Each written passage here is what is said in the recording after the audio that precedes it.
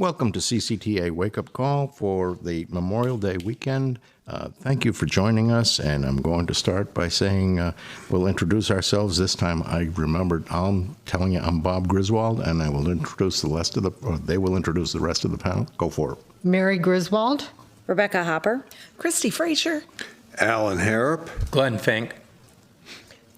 And We're going to be talking about House Bill 626, which leads us into a discussion of the legalization of marijuana, which is being discussed in the North Carolina legislature. We have already legalized medical marijuana, but the next part of that discussion, unfortunately, always leads to the legalization of recreational marijuana. biblically, this was called the camel's nose under the tent. The camel's nose under the tent. Okay, and so also let's define what it is. It's the male version of the hemp plant. The female version is the hemp, and then the male is the marijuana plant. And they do look very different. And in 2018, the female plant was introduced as in the House bill, and it was passed to legalize CBD, female hemp components, and has THC of 0.03% in the state of North Carolina.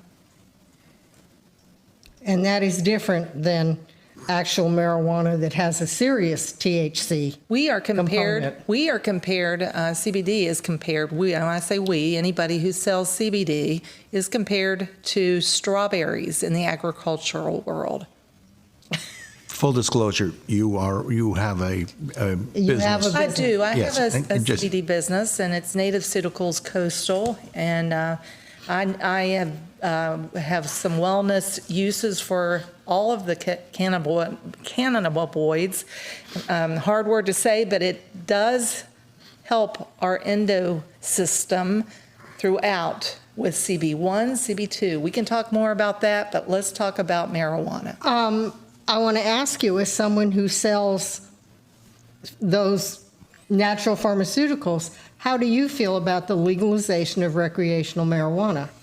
I don't think that we need to legalize marijuana personally. There is, pharmaceutical marijuana, and then the CBD plant from the hemp source has THC in it, and enough THC to, if you want to have recreation, or has no THC. So CBDs can be part of the THC formula or without, but it works well within your system to improve on many different pains and things like that. Now, Rebecca, you have worked with some of the drug-sniffing dogs. Yes. And you have seen much, so I want to hear your take. Well, what I would say is I think with any other plant, there can be or is some sort of a, whether it be from medical use all the way to we use herbs in our foods. There's such a wide array of different plants that can be used for multiple different things. I think what is concerning is more so not the CBD portions of the marijuana. When we say marijuana, I think people categorize marijuana as all of this being included, whether it be CBD or even you see lotions in the store that have CBD in them. And I don't believe that that is necessarily what we are talking about as far as the legalization in this House Bill 626. And they can call it hemp, but at the end of the day, the biggest thing that I see from my personal view and kind of doing some research on these hemp farms that are popping up all over the place is we as humans cannot stop pollination. And what you're talking about with the female and the male plant, when those plants are pollinated, if that crop is contaminated because a bee landed over here and then brought that pollen over and pollinated this plant over here, I think that is where, how do you control that whole entire crop? Because it will then contaminate the entire crop. So what I think can happen is that, yes, as people may come in and put regulations, like we had the North Carolina pilot program for the hemp farms, what we were seeing, at least, again, doing much research on it, is that we see that they weren't being tested enough. They weren't being regulated enough. And I know law enforcement were asking questions. How do we deal with these hemp farms? How do we deal with the transportation of? That is a really good point. And I will tell you that everything that this particular company's Native Pharmaceuticals, which is right out of North Carolina, promotes is that everything is going to be down to the penny what North Carolina requires, and they do make sure that they harvest that plant, and they make sure that they get as much of the bad THC levels out, and they have to be regulated. We're regulated just like any other company. A lot of CBDs are not regulated, but we are, because we are in North Carolina. Well, and I don't think really that's the issue that I'm speaking about. What I'm speaking about is, even with our hemp farms, let's use that as an example. Okay. Hemp farms, yes, they are regulated, but to your law enforcement agencies, we have gone to the North Carolina Department of Agriculture, and we've asked for those regulations. For example, if, let's say, that when that hemp farmer then, produces their plant, and then they cultivate it, and then they package it up and distribute it, if I were law enforcement or any law enforcement were to stop them on a traffic stop, how would we know the difference? Are they required to carry a license with them? Are they required to produce any analytical logs saying this is the breakdown of that product? How are people supposed to know when they come in contact with them that this is actually hemp and not marijuana? And it's all on education. It's all about education. And I have seen, which is why I got into a deep study on this, what I've seen is people taking too many gummies and making fools out of themselves. I mean, it's no different than getting high as a kite on marijuana. And then coupling that with alcohol is just a disaster. So you're right. How do you know? You have to get a drug test. Well, and I think what law enforcement is looking at is that even contacting people like the North Carolina Department of Agriculture, we weren't getting any answers whatsoever. All they would say back would be, "That's a good question." Now, I have a question for you, because Is it a good I question? honestly don't know the answer to this. Will one of the drug dogs react to hemp as well as marijuana? So they are not trained on the THC. They are, if you have drug dogs who are trained in the odor of marijuana, it's not going to matter. It's still marijuana. It is still marijuana. You can tell the difference. The smell, you can smell if it's marijuana, and you can tell the difference. I mean, I'm a believer. But the dogs will point on either one. Correct. Absolutely. Okay. I want to reference a couple of articles, oddly enough, out of the New York Times, not a paper that I generally reference, but the New York Times on October 28, 2018, posted an article with the title, "I'm just a middle-aged house dad addicted to pot." And this is the personal account of a guy in his mid-20s doing a lot of heavy pot. And he talked about the benefits from his point of view at the time he was doing it. It made everything better. except that for some reason he developed a really rotten temper. And he got into bar fights, and he got into some trouble. And he decided, this isn't what I want to do, and he totally went cold turkey on it and stopped doing it. But I think we overlook the fact that marijuana can be addictive, and it can have side effects. And do we really want to legalize something that is detrimental to people? Well, I've never smoked marijuana in my life, but I have witnessed a sister who did, and she's not the same as she was. That's my. Are you saying that in the middle of using it, or would you say altogether? She's just an angry person. She's depressed and angry. Altogether? Altogether. Now, is that continuing the use of it, or would that be just... She's continuing the use. Okay. But it's sad to see a sibling mentally, be disturbed by something that has been present in her life since 13. Wow. Oh, my. Wow. And when we come back, I know we're going to take a break. I want to talk about another New York Times article by two healthcare professionals talking about marijuana. Well, folks, as was just mentioned, let's take time to listen to some of our sponsors and enjoy their wares, and I ask you to go and support them. Thank you.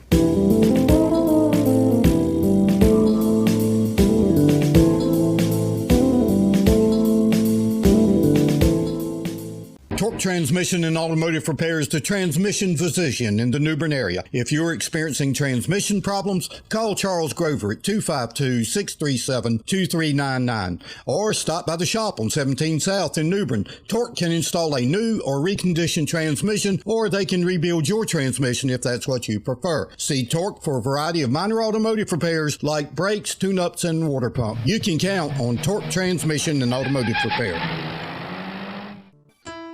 For news, commentary, and a different perspective, check out rightwinggranny.com. Hey, Granny's got it going on. See for yourself. Go to rightwinggranny.com. The God and Country Christian Alliance has a simple mission, but it is a profound one. They want to inform and educate the public on issues of moral and political concern. They want to restore the Judeo-Christian values upon which this nation was founded to all levels of government. And they want to encourage and activate pro-family voters. Simple, but not easy. The God and Country Christian Alliance meets the third Monday of every month at Moore's Barbecue on MLK in New Bern. Meetings begin promptly at 7 p.m. and end by 8:30. To enjoy dinner with the group before the meeting, arrive between 6 and 6:30. Both the food and the company are good. Meetings include speakers and discussion, and their annual banquets are legendary.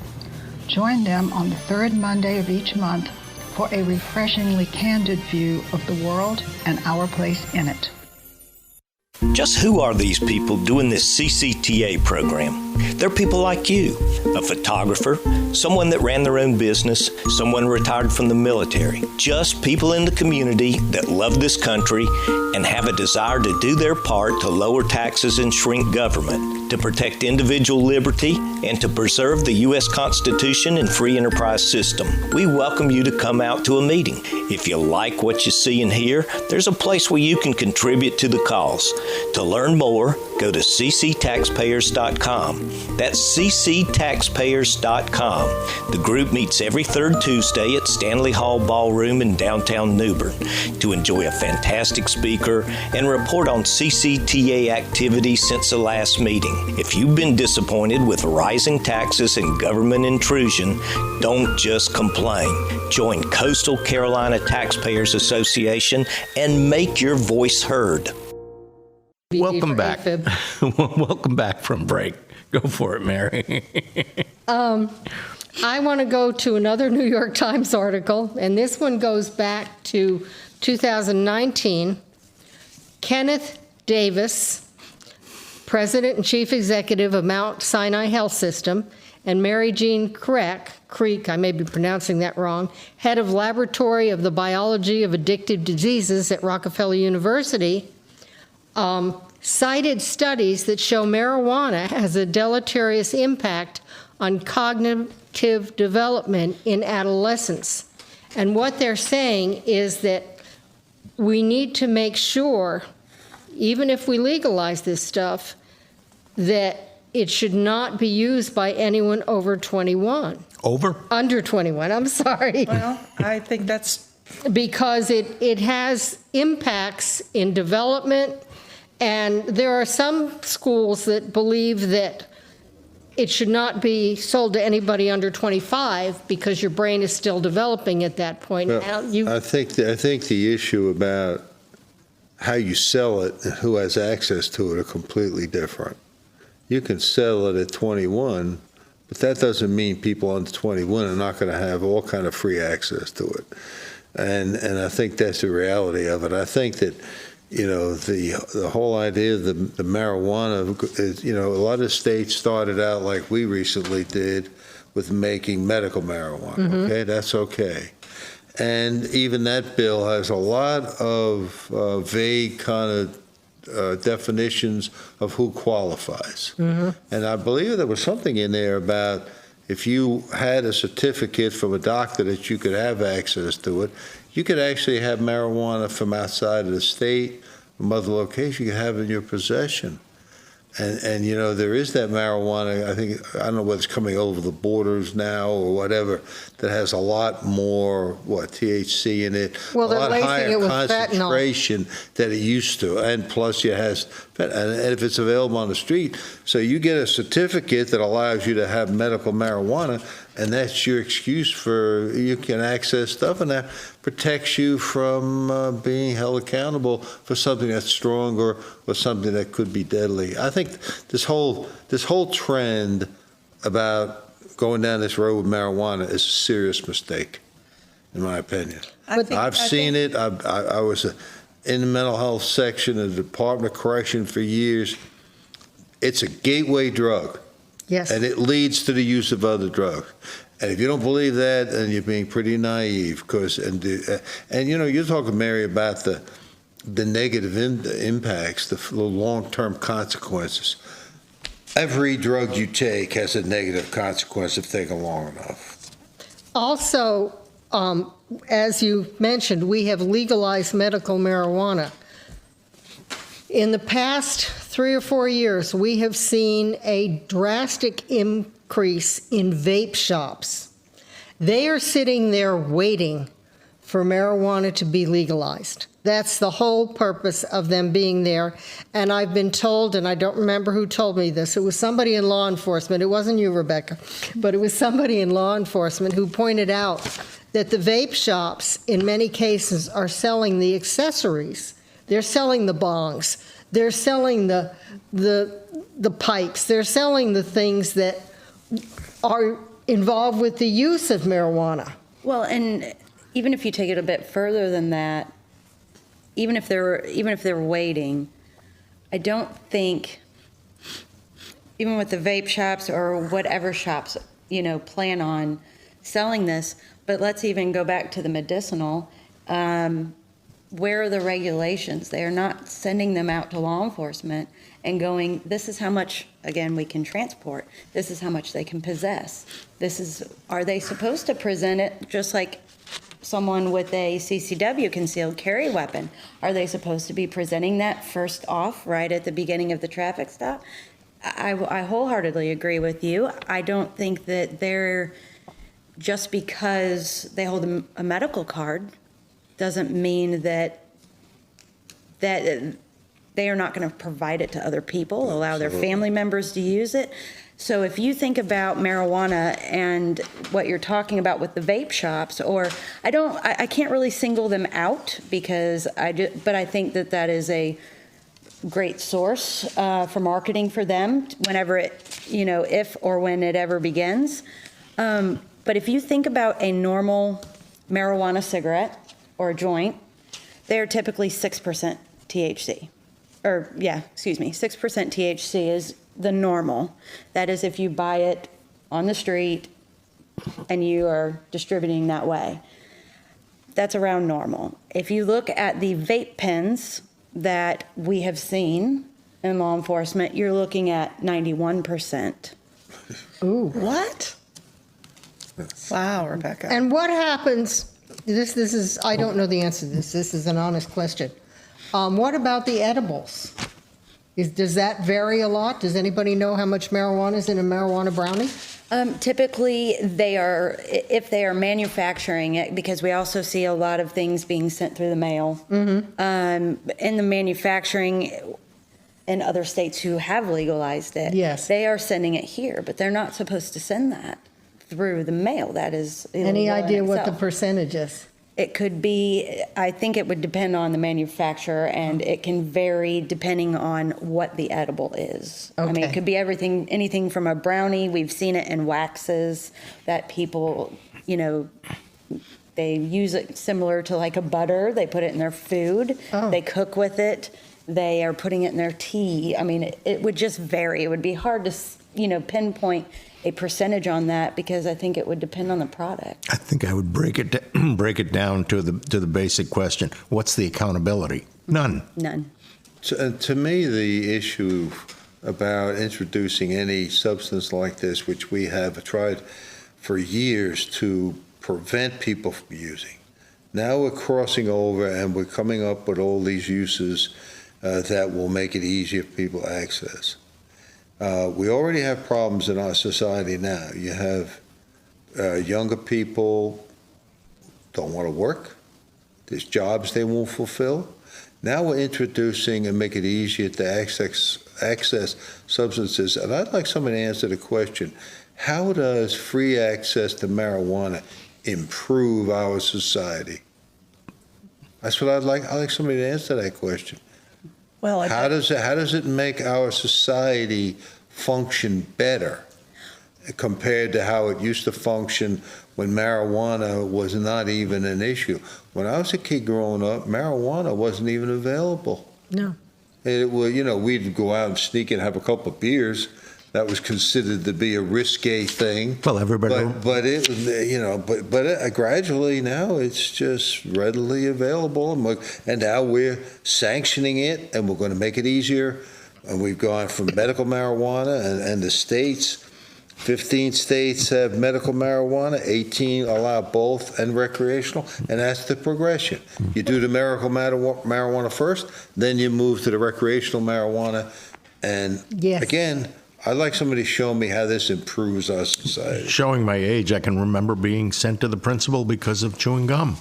I mean, That's because the stuff you had in it, Bob. It wasn't, and the truth and the is, smile you got on your face while you do. the truth is, pharmaceuticals are not good for our system, period. Mm-hmm. And it really goes back to, we're being drugged by pharmaceutical companies. I want to back up a little bit to something Alan just said.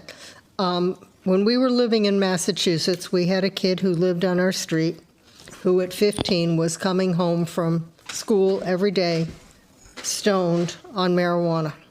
Was one of the most gifted musicians I have ever met. You gave him an instrument and he played it. He tuned my piano by ear at one point. He managed to get through high school. I don't know how.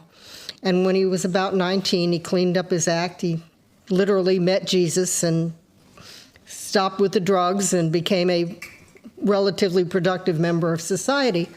But he never reached the heights he would have reached.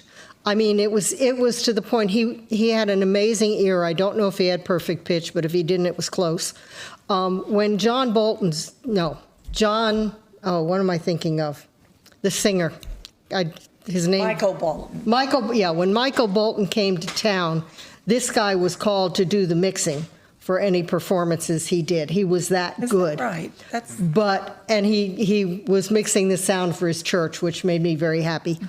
But again, he turned out okay because God intervened in his life, but he never reached the potential that he would have reached had he not spent 5 years stoned out of his mind. Well, and let's go again further into this with the legalization. Again, this is no offense to those people who have serious medical conditions, and it is helping them. I am not trying to single them out by any means whatsoever, but when those people who do have those conditions, and it does help them, I understand why they push it. However, I don't think that everyone sees what can The result dangers from and the damage that it can cause later on down the road. And what I mean by that is your violent crimes and your property crimes. Those are things that need to be looked at. How are those going to be affected? For example, even alcohol had a prohibition period, and you have many things that's gone through prohibition. And when you look at the violent crimes and property crimes, with the legalization, people currently who are trying to be legal are not making the money due to the supply and demand that you make by selling it and producing it illegally. So why would they want to go into legalization when they're making more money? If it being illegal, that is a perfectly good question, and one we need to answer. No, go for it. Keep When going. we come back, we would like to talk about a place called Humboldt County, California, and the impact of legalizing marijuana on that county. Again, folks, please visit our sponsors and hope you're enjoying the show.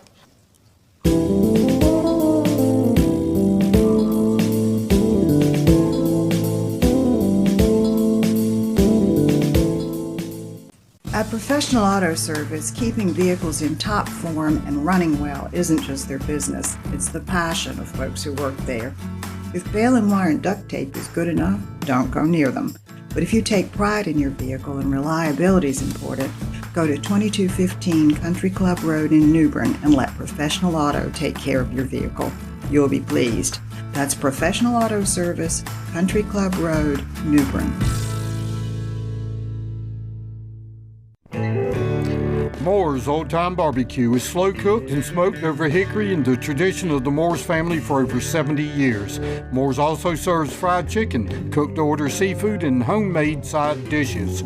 Open 7 days a week in New Bern, Winterville, Morehead City, Swansboro, and Jacksonville. Moore's will cater and deliver anywhere you want your truly traditional barbecue and fixings delivered. And remember, if it's not Moore's, it's less.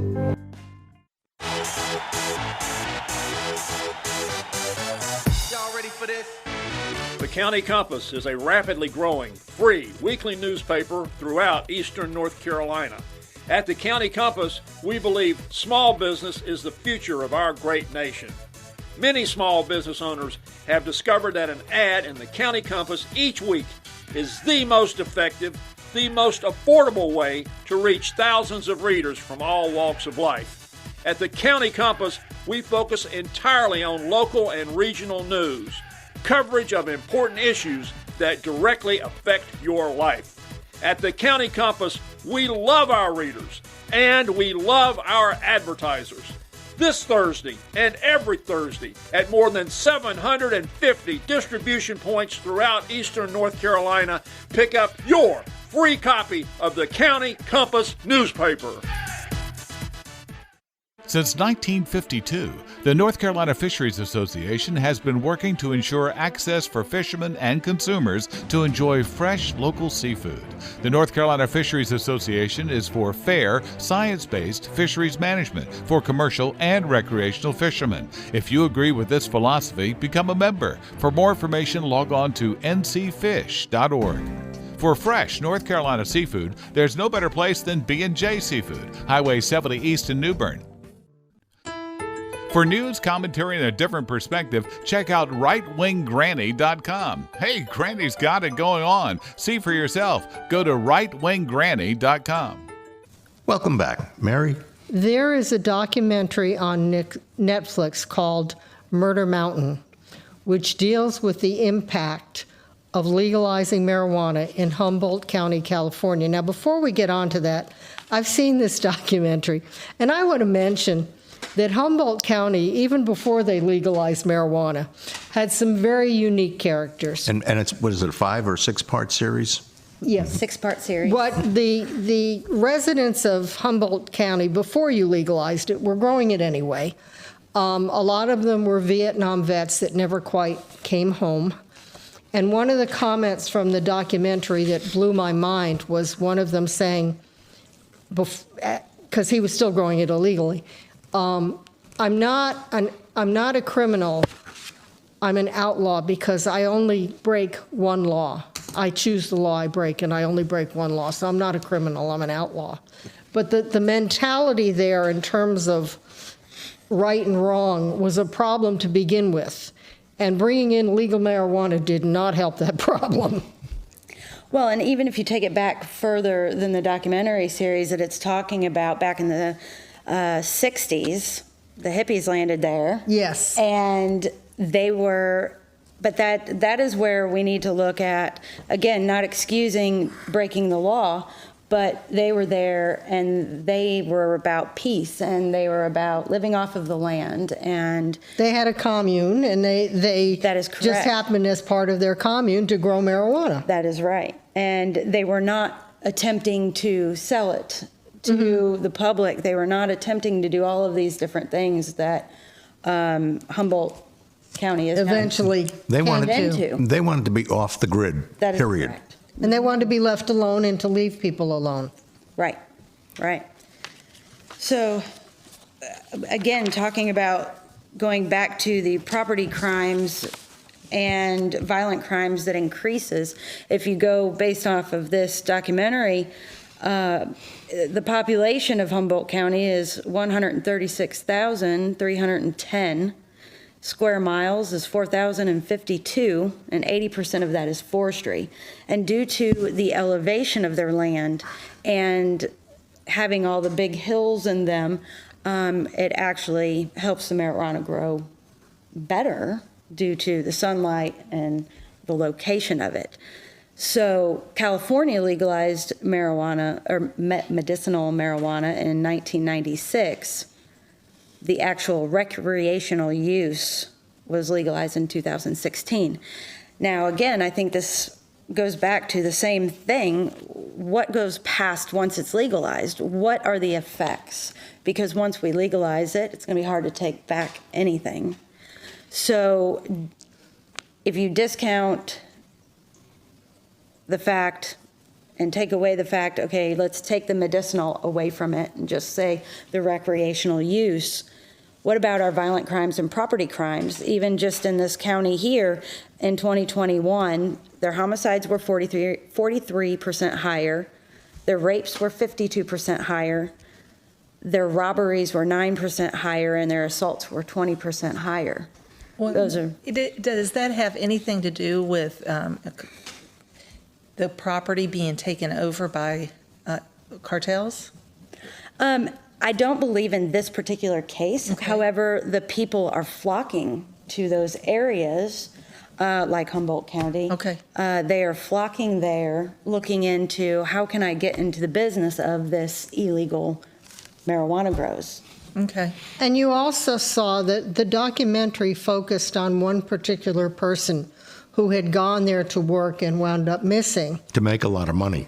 Yeah, and the thing you picked up in listening, because they interviewed a lot of the people who lived there, and the thing that you picked up in listening was a total disregard for human life. These people who were working on these farms or who were working to refine the stuff or whatever you do to it, were not valued. And this guy was shot because he went to the guy he was working for and said, I'd like to be paid. So they shot him and buried his body. And he went missing. I mean, there was a lawlessness associated to this that is scary. I want to add in one quick thing that sort of tangentially made the movie was, you know, we talk about child trafficking and sex trafficking, and that was very, very obvious within that movie, that once you decided to leave the mainstream and go there just to get away, all of a sudden you were captured by the getaway, and you were not free to leave, and you were used. Wow. I think it's, getting back to my question earlier about how does expanding access to marijuana help any society, drugs? And I was reading this book the other day, the night, about the 5,000-year leap. Mm-hmm. And it was very clear to the founding fathers that to have a successful republic, you had to have two things. You had to have religion, and you had to have morality.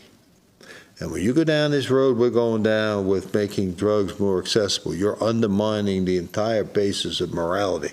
We already see religion going downhill, especially with younger people. I think I saw a survey the other day. It was only like with people under like 25, only 17% have ever been to church. And so this is just part of this undermining our society. And, I know people can justify, well, I think we need it for medical marijuana purposes, medical purposes, and so on. There are other substances can assist with those issues. This idea that you can only have, you've got to have marijuana to deal with these things, I don't buy that. I don't buy into that. Well, there's and I more think in it's there's more in the HB 626 bill that I just was made aware of. And Glenn, you have a lot of deep dives on that bill. Can you share? Well, first of all, I think where we are as our morality is directly tied to our relationship with a higher power, and I'm a Christian, so if you don't have a higher power, you have no compass, and the whole thing goes astray there. There's several things that I picked up. Everybody's been talking about where this goes if you legalize marijuana, but the bill 626 is really an interesting bill. Thank goodness it's been passed through the first reading, and apparently that doesn't require a vote because it said no vote on that. So I was really upset, actually called up to the General Assembly before I dug into that deeper. But this bill is under Article 1. There's several articles, and I won't get too deep in the weeds here, but under Article 1, it really talks about findings and then definitions. But under findings, it talks about fostering a responsible industry whereby businesses will only be allowed to expand if they prioritize diversity, good wages, sustainability, and community investment. That's ESG. And it's not, they don't talk about public safety or anything else on that. The next point of that, and I won't belabor this much, but it generates needed revenue, including to reinvest in communities that have been disproportionately impacted by prohibition for substance abuse treatment and education, and to train more law enforcement officers to detect impaired drivers. And so they're talking about generating revenue to manage the need to have law enforcement. So legalizing a new substance is to provide help to fund substance abuse and control of the substance. I mean, this is how crazy this bill is written. And just to get off that one, go to Article 2. This starts out as Office of Social Equity. So Article 2 is all about the Office of Social Equity. And so it's bigger government. And this thing talking about the funding, I'll just go on. It's interesting to be part of this. It starts really framing in the people that are actually going to be eligible to be on this committee, which to me starts out to where if you are a person of a normal society structure, you probably wouldn't be allowed to be on it. So I won't go into that any further, but you have a administering of the Community Reinvestment and Repair Fund. So the taxing for this, one might thought, this probably goes to a general fund and it just helps reduce all our taxes. Well, this seems to be capturing it as a fund that's really going to go towards a reinvestment process that is actually a reparation system. And that's my words. It doesn't show up in here anywhere. But this bill really goes south very fast. As it relates to that stuff. It says the office shall promote and encourage full participation in the regulated cannabis industry by people from communities that have previously been disproportionately harmed by cannabis prohibition and enforcement in order to positively impact those communities. And so the people that are going to be considered for these groups is individuals with past convictions, individuals whose parents had prior convictions, individuals who have had less than honorable discharge, these are people that are being considered to help with disbursements.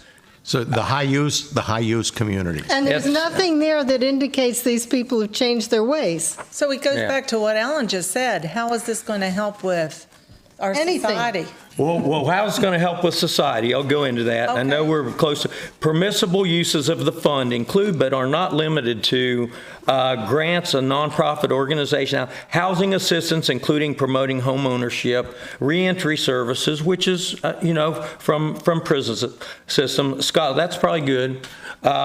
Scholarship assistance for low income, grants to community based on organizations. It is really redistribution and it's zero interest loans. It's crazy. So we're going to subsidize the problem so that we can then increase the forces to handle the problem that we just created. That's right. With a social justice theme. Okay. Yeah, I'm so glad you went over that, Glenn. Okay, now we're going to take another break. And again, please visit our sponsors. And again, thank you for staying with us.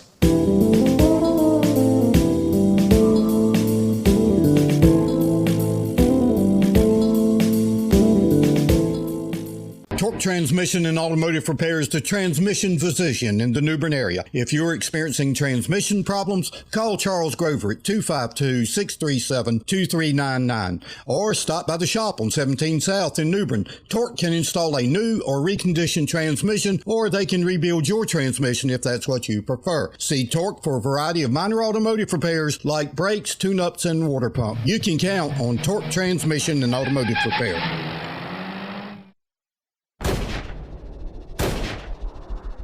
Hey folks, here's a tip. When you think firearms and ammo, think East 70 Palm. They've been on Highway 70 east of New Bern across from the fairgrounds for 31 years. Drew Preston and his staff know firearms. Gun sales have tripled in under a year, and women shooters are the fastest growing part of their business. Their great inventory, over 300 guns in stock, changes daily. And if you want something they don't have, they'll look for it. New and used, rifles, shotguns, and pistols. Buy, sell, or trade. And they also have many holsters, scopes, and other gun accessories. Every member of the staff is deeply knowledgeable, and every one of them is an excellent shooter. So don't just come for the inventory. Come for the thoughtful advice. East 70 Palm, your home for firearms, ammo, and answers. Highway 70 East, New Bern, across from the fairgrounds. For news, commentary, and a different perspective, check out rightwinggranny.com. Hey, Granny's got it going on. See for yourself. Go to rightwinggranny.com. Moore's Old Time Barbecue is slow cooked and smoked over hickory in the tradition of the Moore's family for over 70 years. Moore's also serves fried chicken, cooked to order seafood, and homemade side dishes. Open 7 days a week in New Bern, Winterville, Morehead City, Swansboro, and Jacksonville. Moore's will cater and deliver anywhere you want your truly traditional barbecue and fixings delivered. And remember, if it's not Moore's, it's less. Welcome back. Glenn, you want to? Yeah, I'll kind of close out my comments from the earlier segment. The good news is the sponsorship on this when I look at the sponsors, I don't believe it has really any chance of passing, although when I first looked at it, I was concerned that it had passed the first reading. So I don't see that there's any likelihood that this will end up actually getting passed. But I am very, very concerned about kind of the general direction that this is taking and what could happen if we get a General Assembly that just is. If we get a Democrat or General a Assembly. liberal, if we get a liberal General Assembly, you This can could take it to happen. the bank that this could happen. Right now, thank goodness, with a super majority that should be conservative, hopefully this has no chance. Well, since we have a expert panel person here, I'd like to just ask about mental illness associated with addictive personalities, and would there be an association of the addictive personalities going towards legal or illegal marijuana? Well, I think that the notion of an addictive personality needs to be understood. We all are potentially vulnerable to addiction. It's not certain individuals. For example, my wife's, one of her close friends had a son who became addicted to drugs. He was a model child growing up, in religion, in the church, going on missionary trips. You look at this kid and you'd say, this is the last person who would ever. He went off to college, he got involved with some people, got addicted, and they tried everything to stop him from taking drugs, and he resisted. Finally, he died of a fentanyl overdose. So what I'm saying to you is these chemicals produce that euphoria that for some, not for some people, for all people can become addictive. So the idea that we just have a few, a subset or minority of people we have to be concerned about, that's not true. And the more this stuff is readily available, and the more, like I said, it's a gateway drug. Because what marijuana does, the high may not be as addictive as these other drugs, but it leaves you seeking that, and you seek something stronger. And the stronger you seek it, the more addictive. And what happens is the rest of your life becomes secondary to getting high. And that's why it's destructive to society. Look what happened in China in the 1800s. England supplied China with opium. They did that because they were buying tea from China and they had an imbalance in their trade.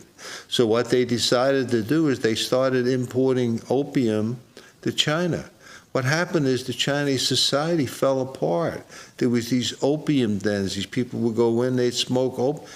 And eventually what happened was the Chinese government flipped the tables on it.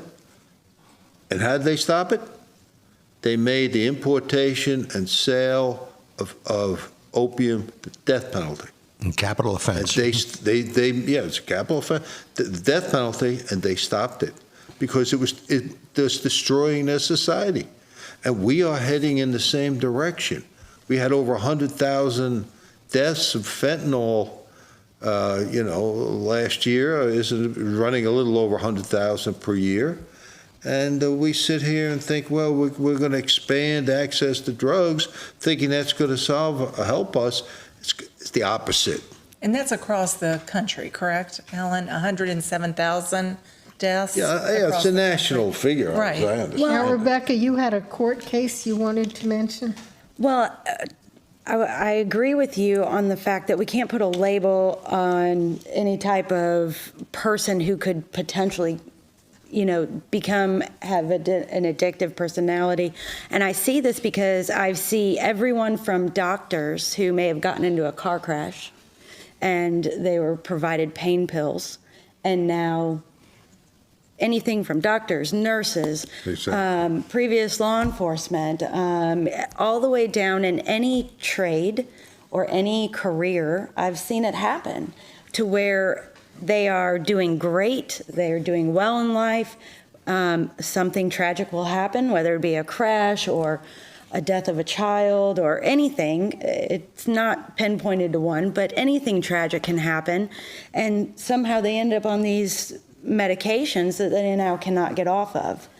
And even with this the marijuana that we're talking about, we are seeing it being laced with other type of illegal narcotics. And so when we even think about hemp, or if we think about marijuana and the plant in itself, that doesn't mean it can't be laced with something else. So yes, they may have an analytical card or a log that says what the percentage of THC is in it. But again, it's just one more resource that they have to, if we're going to transport it, and legally, because it's medicinal or recreational and we're allowed to, well, they're just going to hide it in a different manner. If they need it that bad, they're going to still get it. So if you look at 5, 10, 15 years ago, you could get, and again, I'm just going to use these, I'm not quoting any numbers, I'm just going to use these as an example. If you could get $2,000 for a pound of weed, and with it being legalized, the people who are trying to do it legal and correctly, because of the supply and demand, because it's been legalized, now they're only getting $40 or $50 for it, for a pound. So why do it legally if you're going to make no money, and with all the permits and the fees that they're required to have and all of those things? And even with the hemp, here in North Carolina, State versus Teague, which is one of the only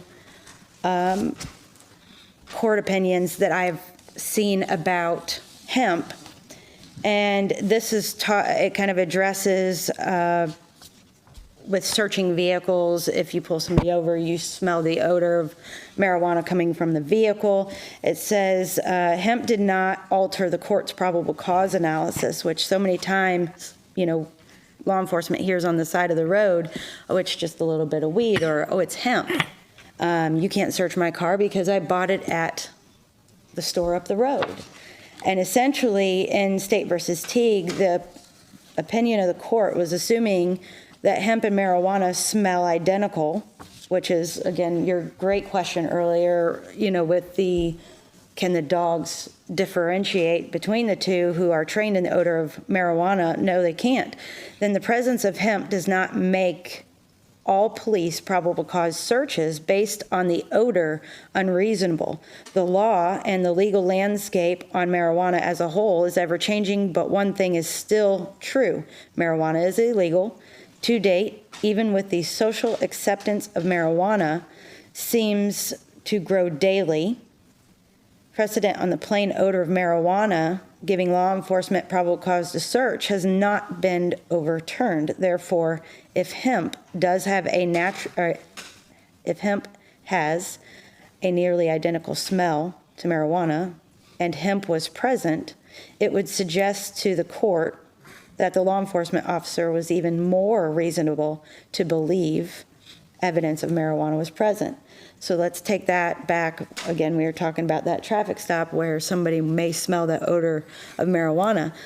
If they're smoking it while they're driving, and even if there is a small amount of THC within that, even if it is hemp, at some point, as you discussed earlier about if you eat too many gummies, because of the THC level, Correct. It still has the full effect. It doesn't matter what the THC in it is. I've witnessed it. And what is that going to cause? It's going to cause driving while impaired, which is going to result in more crashes. I'm sure all of us have experienced at some point someone who's overdosed and they're blocking traffic because they're hunched over in their car. These people are driving down the road with our children. Again, how will it affect society? That's one of the many of how it's going to affect society. Very well said. And I can't stress enough, I hear it all the time, well, just weed's not a big deal. Well, let's look at again, we're looking at this on a bigger picture. If they have to get environmentalist out to come test their soils to make sure that the environment isn't being damaged, if they've have to have special permits and lawyers and all of these things, and they're being taxed, why in the world would they do it? Why would they do it legally? They're not making nearly the money that they were making before. And even let's take out all of that and take out the profitable portion of it. Now you're looking at, okay, what is the taxes going to be used for? And you discussed that a little bit previously for grants and nonprofits and housing. You know, I see it so many times where I see it in young adults, anywhere from 15, 16, even Really? all the way up to 30. And the ones who can go get a job, they're wanting to claim disability because they have anxiety. You know, World War II veterans who moved into this Humboldt County that we were also speaking of earlier, they went up there to live off the grid. That's how they dealt with their PTSD. That's how they dealt with, but again, that's where they're not going out and selling it to everyone else. And at the end of the day, they are complaining about getting all these permits to do it legally. And not make a profit. And not make a profit. So it comes back to the same thing. If it's not regulated on the law enforcement end or on the government side of it, there has to be plans in place. And what we're seeing is those plans are just not there. All they want is a decision to legalize it, and they're not thinking about how to regulate whatsoever. And I think that should be the big push, is the regulation portion. What is everyone to expect? That's a good question. I would like it not to be legal. I mean, Rebecca has brought a lot to the table tonight, and I feel that Glenn really captured what else is in the bill. Okay, we've got about 45 seconds to wrap this up, so Thank you, everyone, for participating. And I do want to mention that last week, because I wasn't, last week was interesting, we did do our Back the Blue celebration to honor the sheriff's office and the police departments in the adjoining counties and in New Bern and Havelock. And I want to thank everyone who participated. I think it was a good night for everybody. very good. Well, thank you, folks, for staying with us. And again, please go to our sponsors and tell them that you heard on the CCTA Wake Up Call. Thank you.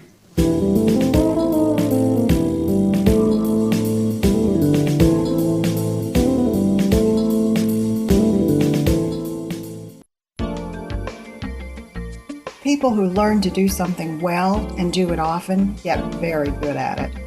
Dr. Jay Singleton and his staff spend a lot of time removing cataracts, and they are good at it. Dr. Singleton has been doing a high volume of these procedures for 15 years.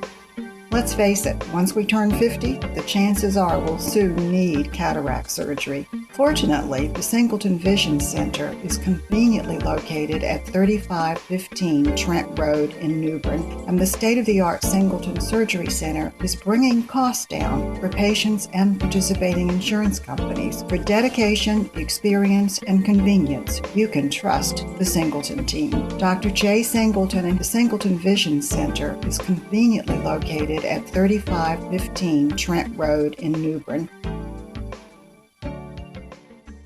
Since 1952, the North Carolina Fisheries Association has been working to ensure access for fishermen and consumers to enjoy fresh local seafood.